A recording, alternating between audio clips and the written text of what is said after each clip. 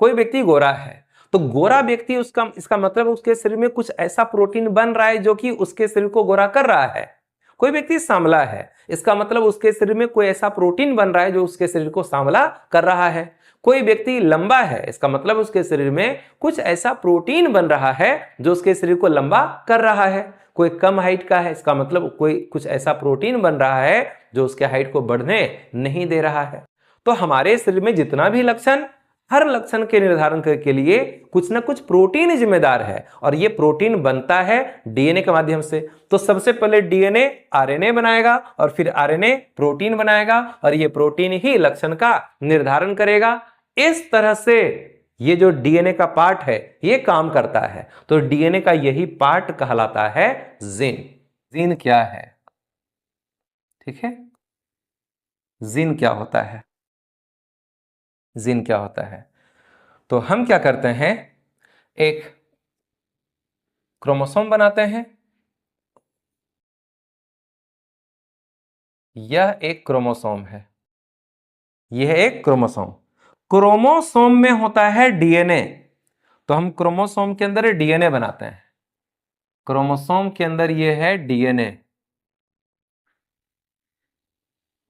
Chromosome के अंदर यह हो गया हमारा डीएनए। डीएनए का बनावट हम लोग चैप्टर नंबर 6 में ठीक से जानेंगे। ये इसी तरह का डीएनए का स्ट्रक्चर होता है, चैप्टर नंबर 6 में ठीक से इसके बारे में पढ़ेंगे हम लोग। तो क्रोमोसोम है, क्रोमोसोम के अंदर में डीएनए है। ये हो गया हमारा क्रोमोसोम, ये हमारा क्रोमोसोम, और क्रोमोसोम के अंदर यहां पर है डीएनए, है ना, डीऑक्सीराइबोन्यूक्लिक एसिड डीएनए। और डीएनए के अलग अलग पार्ट में हमारा कुछ ना कुछ लक्षण होता है। जैसे अगर हम बात करें कि डीएनए के इस पार्ट की बात करते हैं, डीएनए के हम इस पार्ट की बात करते हैं, डीएनए का एक पार्ट हम ये लेते हैं, ठीक है, डीएनए का हम एक पार्ट यह लेते हैं, ठीक है। कलर कहाँ से चेंज होगा? हाँ, कलर यहाँ से हो जाएगा चेंज। डीएनए का एक पार्ट ये ले लिए, ठीक।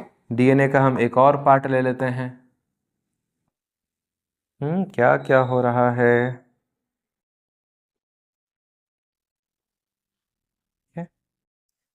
तो डीएनए का एक पार्ट या यहां से भी हो जाएगा। क्या क्या हो रहा है? यहां से हम बना सकते हैं। डीएनए का एक पार्ट हम ये लेते हैं, ठीक है, और डीएनए का हम एक पार्ट ये लेते हैं, फिर डीएनए का हम एक पार्ट ये लेते हैं, ठीक है, जो है बढ़िया है। तो डीएनए का ये जो पार्ट है, डीएनए का ये जो एक पार्ट है, हम इसको कहते हैं जीन। डीएनए के इस पार्ट को हम क्या कहते हैं? जीन कहते हैं। डीएनए के इस पार्ट को हम क्या कहेंगे? जीन कहेंगे, ठीक है। डीएनए के इस पार्ट को हम क्या कहेंगे? जीन कहेंगे। डीएनए का हमारा ये जो पार्ट है, ये हमारा पार्ट कहलाता है एक जीन। डीएनए का यह पार्ट भी हमारा क्या कहला गया? जीन। डीएनए का यह पार्ट भी हमारा क्या कहला गया? जीन। आखिर जीन है क्या? तो रियल में डीएनए का जो यह पार्ट है, यह बनाता है आरएनए। डीएनए का यह पार्ट क्या बनाएगा? आरएनए। डीएनए के इस पार्ट में ऐसी सूचना है कि वह आरएनए बना सकता है। तो डीएनए का यह पार्ट क्या बनाया? आरएनए बनाया। और इस आरएनए में ऐसी सूचना है कि यह प्रोटीन बना सकता है। यह क्या बना दिया? प्रोटीन बना दिया। मतलब क्रोमोसोम के ऊपर डीएनए का जो कुछ खास खास पार्ट होता है, डीएनए का वह कुछ खास पार्ट पहले बनाता है आरएनए, और वो आरएनए बनाता है प्रोटीन, और यही प्रोटीन हमारे शरीर में लक्षण का निर्धारण करता है। लक्षण का निर्धारण करता है। यही प्रोटीन हमारे शरीर में क्या करता है? लक्षण का निर्धारण करता है। तो डीएनए का वह पार्ट जो पहले आरएनए बनाता है और फिर ये आरएनए प्रोटीन बनाता है और ये प्रोटीन ही लक्षण का निर्धारण करता है। तो डीएनए के इस पार्ट को ही हम क्या कहते हैं? जीन कहते हैं। यानी कि जीन के पास कुछ इंफॉर्मेशन है, कुछ सूचना है। जीन क्या होता है? तो डीएनए का ही कुछ पार्ट होता है जिसमें आरएनए और प्रोटीन बनाने की सूचना होती है। तो ये डीएनए का ये जो पार्ट है पहले अपनी सूचना के अनुसार बना देगा आरएनए, और इसके पास जो प्रोटीन बनाने की सूचना थी वो आरएनए को ट्रांसफर कर दिया कि लो भैया तुम ही प्रोटीन बनाओ। तो डीएनए का ये पार्ट पहले आरएनए बना दिया और अपना प्रोटीन बनाने का सूचना किसको दे दिया? आरएनए को दे दिया। अब आरएनए उसी सूचना के अनुसार प्रोटीन बना देगा, एमिनो एसिड को जोड़ करके प्रोटीन बना देगा, और यही प्रोटीन हमारे शरीर में लक्षण का निर्धारण करता है। मतलब ये हर लक्षण का निर्धारण प्रोटीन के द्वारा किया जाता है। जैसे अगर कोई व्यक्ति गोरा है तो गोरा व्यक्ति इसका मतलब उसके शरीर में कुछ ऐसा प्रोटीन बन रहा है जो कि उसके शरीर को गोरा कर रहा है। कोई व्यक्ति सांवला है, इसका मतलब उसके शरीर में कोई ऐसा प्रोटीन बन रहा है जो उसके शरीर को सांवला कर रहा है। कोई व्यक्ति लंबा है, इसका मतलब उसके शरीर में कुछ ऐसा प्रोटीन बन रहा है जो उसके शरीर को लंबा कर रहा है। कोई कम हाइट का है, इसका मतलब कोई कुछ ऐसा प्रोटीन बन रहा है जो उसके हाइट को बढ़ने नहीं दे रहा है। तो हमारे शरीर में जितना भी लक्षण, हर लक्षण के निर्धारण के लिए कुछ ना कुछ प्रोटीन जिम्मेदार है, और ये प्रोटीन बनता है डीएनए के माध्यम से। तो सबसे पहले डीएनए आरएनए बनाएगा और फिर आरएनए प्रोटीन बनाएगा और ये प्रोटीन ही लक्षण का निर्धारण करेगा। इस तरह से ये जो डीएनए का पार्ट है ये काम करता है। तो डीएनए का यही पार्ट कहलाता है जीन। ठीक है, हम लोग कुछ वर्ड और जान लेते हैं। वैसे चैप्टर नंबर 6 का ये सब वर्ड है। जब डीएनए के टुकड़े से आरएनए बनता है तो हम इस प्रोसेस को कहते हैं ट्रांसक्रिप्शन। इसको कहते हैं ट्रांसक्रिप्शन। इस प्रोसेस को हम कहते हैं ट्रांसक्रिप्शन। और जब आरएनए से प्रोटीन बनता है इस प्रोसेस को हम कहते हैं ट्रांसलेशन। इसको कहते हैं ट्रांसलेशन। यानी कि डीएनए ट्रांसक्रिप्शन करेगा, ट्रांसलेशन करेगा, तब जाकर के खुद को एक्सप्रेस करता है। यानी कि जो जीन होता है, जीन वो पहले ट्रांसक्रिप्शन करेगा, आरएनए बना देगा, फिर ट्रांसलेशन करेगा, प्रोटीन बना देगा, तब जाकर के लक्षण का निर्धारण करता है। तो ये जो डीएनए का कुछ कुछ पार्ट है वो कहला गया जीन, जो कि लक्षण का निर्धारण करता है। और जो पार्ट, अधिकांश पार्ट, ये जो डीएनए का अधिकांश भाग है, जैसे यहां से यहां तक की बात करते हैं या यहां से यहां तक की बात करते हैं, ये जो डीएनए का पार्ट है यहां पर कोई सूचना नहीं है, कोई लक्षण नहीं है इस जगह में। तो हम इसको कहते हैं जंक डीएनए। इसको क्या बोलेंगे? इसको बोलेंगे जंक डीएनए। इसको कहते हैं जंक डीएनए। यानी कि डीएनए का वह पार्ट जिसमें कोई इंफॉर्मेशन नहीं होती है, कोई सूचना नहीं होती है, कोई जानकारी नहीं होती है, हम उसी पार्ट को कहते हैं क्या? Junk DNA. ठीक है। और एक डीएनए में जो जीन होता है, हम जीन कुछ और नाम लिखें, जीन को कोडिंग सीक्वेंस भी कहते हैं। कोडिंग सीक्वेंस भी कहते हैं। और जंक डीएनए को नन कोडिंग सीक्वेंस कहते हैं। नन कोडिंग सीक्वेंस कहते हैं। ठीक है। और ये जो जीन है ये मात्र 10% होता है डीएनए में, और ये जो जंक डीएनए है यह होता है 90% डीएनए में। यानी कि एक डीएनए में हमको दो तरह का हिस्सा दिखता है। एक तो वो हिस्सा जहां कुछ खास सूचना होती है जिसको कहते हैं जीन, दूसरा वो हिस्सा जहां पर कोई सूचना नहीं होती उसको कहते हैं जंक डीएनए। तो हम लोग जब चैप्टर नंबर 6 पढ़ेंगे तो हम लोग coding sequence, non coding sequence को बढ़िया से जान पाएंगे। तो जो जीन होता है उसमें एन बेस का, नाइट्रोजनस बेस का कोडिंग सीक्वेंस होगा, और जो जंक डीएनए होता है उसमें नन कोडिंग सीक्वेंस होता है। ये सब चैप्टर नंबर 6 में हम लोग बात करेंगे। अभी फिलहाल जान लेना है कि एक डीएनए में जो कुछ खास डीएनए का जो टुकड़ा होता है वह लक्षण का निर्धारण करता है, उस टुकड़ा को कहते हैं जीन। और जहां पर कोई सूचना नहीं है, कोई जानकारी नहीं है, उसको कहेंगे क्या? Junk DNA. तो जीन का परिभाषा बहुत तरह से बोला जा सकता है। सबसे जो एक अच्छा परिभाषा वो हम एक बार बोल देते हैं, बोलेंगे क्रोमोसोम पर उपस्थित डीएनए का वह खंड जिसमें आरएनए और प्रोटीन बनाकर लक्षण का निर्धारण करने की सूचना होती है, उसे ही हम जीन कहते हैं। ठीक है। और एक क्रोमोसोम पर जितना भी जीन होगा, एक क्रोमोसोम पर जितना भी जीन होगा वो सब एक लीनियर सीक्वेंस में, एक रेखीय क्रम में व्यवस्थित रहता है। जैसे यह है एक क्रोमोसोम, और इस क्रोमोसोम पर जितना भी जीन है, जैसे यहां एक जीन है, यहां भी एक जीन है, यहां भी एक जीन है, यहां भी एक जीन है, तो क्रोमोसोम पर बहुत सारा क्या है, जीन। ये सभी जीन, ये जितना भी जीन है, ये जितना भी जीन है, ये सभी जीन लीनियर सीक्वेंस में, रेखीय क्रम में, लीनियर सीक्वेंस, रेखीय क्रम में व्यवस्थित रहता है। सभी जीन एक सीधी लाइन के रूप में व्यवस्थित रहता है। ठीक है। तो उम्मीद है कि जीन का मतलब समझ में आया होगा। हम लोग अब थोड़ा सा समझते हैं कि जीन को कैसे दर्शाते हैं, है ना। तो जैसे लिखते हैं लंबाई, लंबाई, तो लंबाई का दो रूप होता है, एक होता है लंबा, एक होता है बौना। एक होता है लंबा, एक होता है बौना। तो जिस जिन में लंबापन का लक्षण होता है उस जिन को हम बड़ी टी से दर्शाते हैं, और जिसमें बौनापन का लक्षण होता है उसको हम छोटी टी से दर्शाते हैं। ऐसा क्यों? क्योंकि बड़ी टी यानी कि लंबापन का जो लक्षण होता है ये होता है डोमिनेंट, ये होता है dominant, dominant character, dominant character यानी कि प्रभावी लक्षण है ये कैसा लक्षण है? प्रभावी लक्षण होता है। बताते हैं क्या है ये।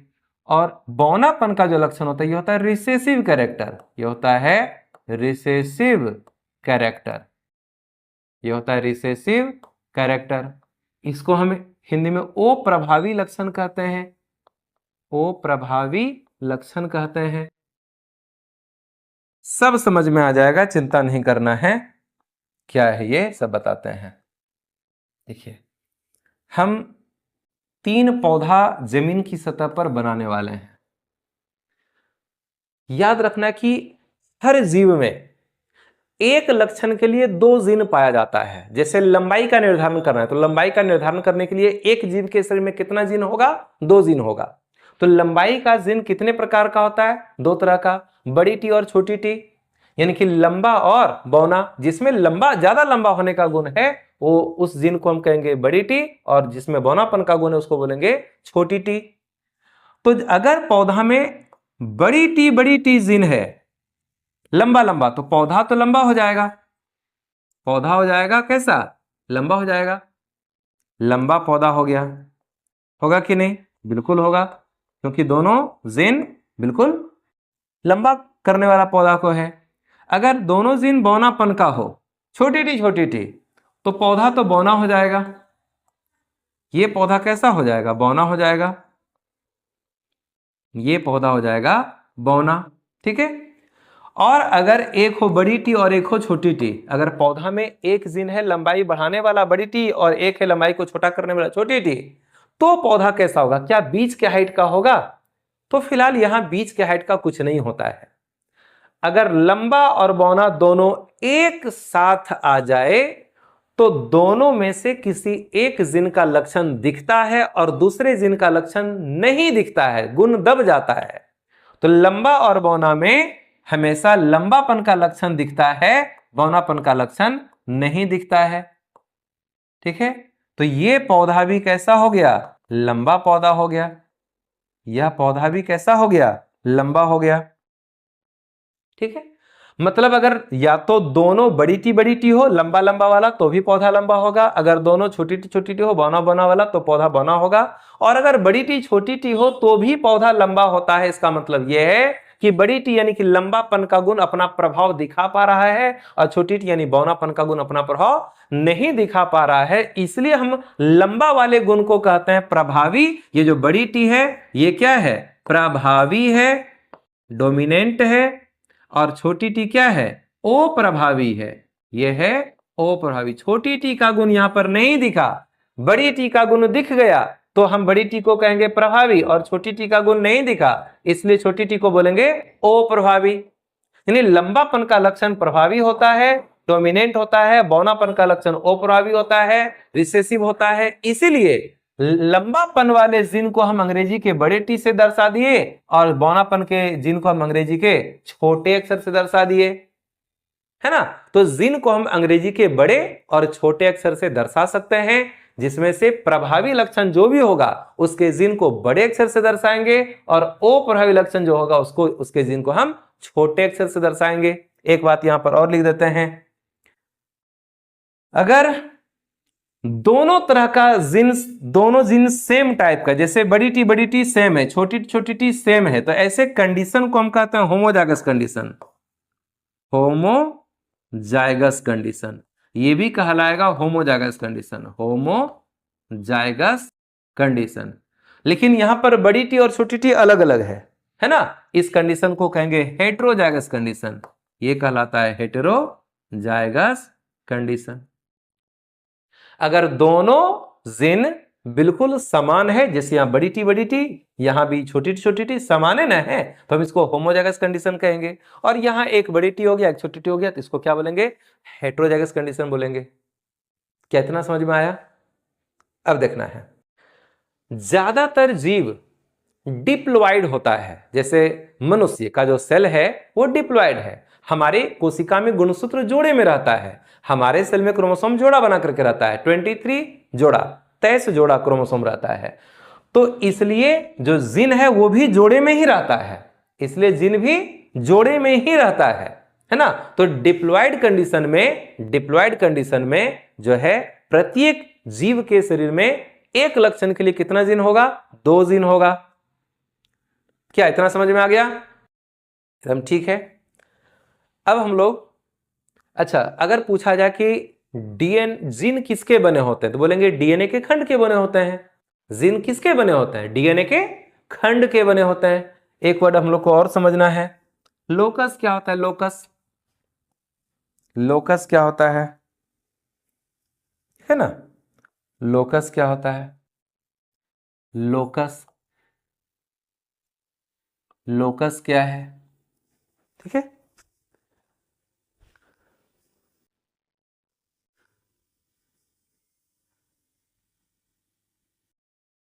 लोकस क्या है?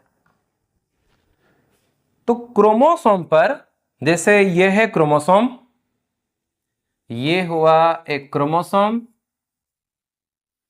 और इस क्रोमोसोम पर बैठा हुआ यहां पर जिन,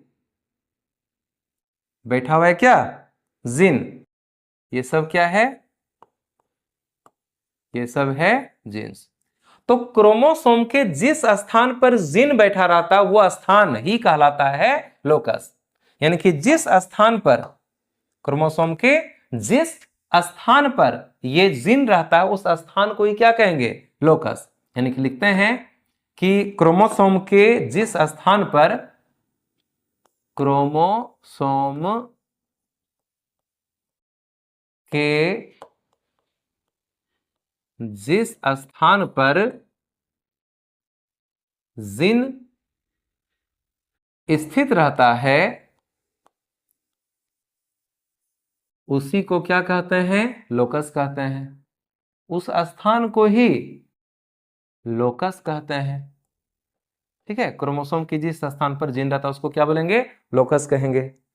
क्या इतना समझ में आ रहा है? ठीक है, इतना। हम लोग थोड़ा सा एलील के बारे में समझ लेते हैं। एलील क्या होता है? हम लोग समझते हैं कि अब एलील क्या है। एलील या हम इसको एलिलोमॉर्फ भी कहते हैं, एलिलोमॉर्फ, एलील या एलिलोमॉर्फ, एलील या एलिलोमॉर्फ। ठीक है, एलील या एलिलोमॉर्फ क्या है? कोई भी जिन है, किसी भी जिन का जो वैकल्पिक प्रकार होता है, जैसे लंबाई का जिन, जैसे हम बात करते हैं लंबाई का जिन, लंबाई का जिन, तो लंबाई का जिन 2 तरह का होता है, बड़ी टी और छोटी टी। किसी भी जिन का जो अलग अलग प्रकार होता है वो प्रकार ही कहलाता है एलील। यानी लंबाई का जो जीन है वो कितने प्रकार का, 2 प्रकार का, एक होता है बड़ी टी, एक होता है छोटी टी। तो हम बड़ी टी को कहते हैं एक एलिल और छोटी टी को भी हम कहते हैं एक एलिल। तो ये एक बड़ी टी एक एलिल है और एक छोटी टी एक क्या है, एलिल है। 2 टी मिल जाएगा तो वो जीन कहला जाएगा, 2 टी मिलेगा तो क्या कहलाएगा, जीन कहलाएगा। और सभी जीव का शरीर प्रायः डिप्लॉयड होता है, तो डिप्लॉयड कंडीशन में जीन में कितना एलिल होगा, 2 एलिल होगा। कुछ और फिगर बनाते हैं, जैसे ये है होमोलोगस क्रोमोसोम, ये दोनों भी आपस में होमोलोगस क्रोमोसोम, और ये दोनों भी आपस में होमोलोगस क्रोमोसोम। ये सब जोड़े का क्रोमोसोम है, ये आपस में होमोलोगस क्रोमोसोम, ये आपस में होमोलोगस क्रोमोसोम, ये आपस में होमोलोगस क्रोमोसोम, होमोलोगस क्रोमोसोम है, जोड़े का क्रोमोसोम है, ठीक है, होमोलोगस क्रोमोसोम। तो अगर हम इस पर जीन को दर्शाएं तो यहां पर अगर कैपिटल टी एलिल है और यहां भी कैपिटल टी है तो रियल में ये दोनों मिल करके कहलाता है एक जीन, और एक टी एक एलिल कहलाता है। एक टी एक एलिल है, दोनों टी मिलकर के एक जीन कहलाया। अगर यहां बात करें, इस जगह अगर कैपिटल टी है और इस जगह अगर स्मॉल टी है, ये दोनों मिलकर कहलाता है एक जीन। यहां पर अगर स्मॉल टी और यहां भी अगर स्मॉल टी, तो ये दोनों मिलकर कहलाएगा एक जीन। लेकिन एक टी एक एलिल होता है, तो डिप्लॉयड कंडीशन में, यहां लिख देते हैं, डिप्लॉयड कंडीशन में, डिप्लॉयड कंडीशन में, डिप्लॉयड यानी ट्वेन कंडीशन में, डिप्लॉयड कंडीशन में एक जो जीन होता है उसमें 2 एलिल पाया जाता है ना। रियल में 2 टी मिलेगा तो वह एक जीन कहलाएगा, और ये दोनों टी एलिल है।